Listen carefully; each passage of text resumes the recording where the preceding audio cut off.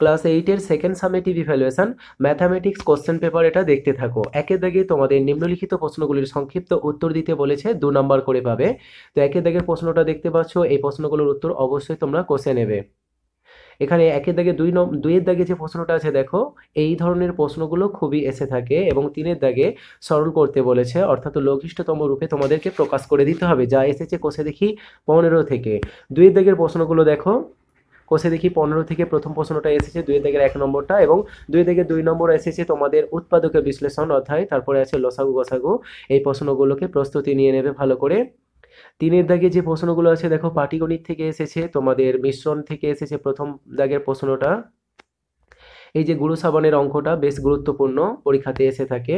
2-এর দাগের প্রশ্নটা তোমাদের শতকরা অধ্যায়, অর্থাৎ কোষে দেখি 11 থেকে এসেছে। ফরিদপুরের নিয়মচ্ছেচার তার অধিক ফলনশীল ধান বীজ ব্যবহার করে ফলন আগে থেকে বেড়েছে 30%, কিন্তু সেই সাথে সাথে খরচও বেড়েছে 35%। তাহলে যে জমিতে আগে 450 টাকা খরচ হতো এবং 1220 টাকা ফলন পেত, এখন তার আগের তুলনায় কত আয় বাড়বে সেটা তোমাদের হিসাব করতে হবে। 4-এর দাগে যেটা আছে প্রয়োগ আছে, এবং 5-এর দাগে তোমাদের সম্পাদ্য অঙ্কন করতে দিয়েছে, দেখতে পাচ্ছ।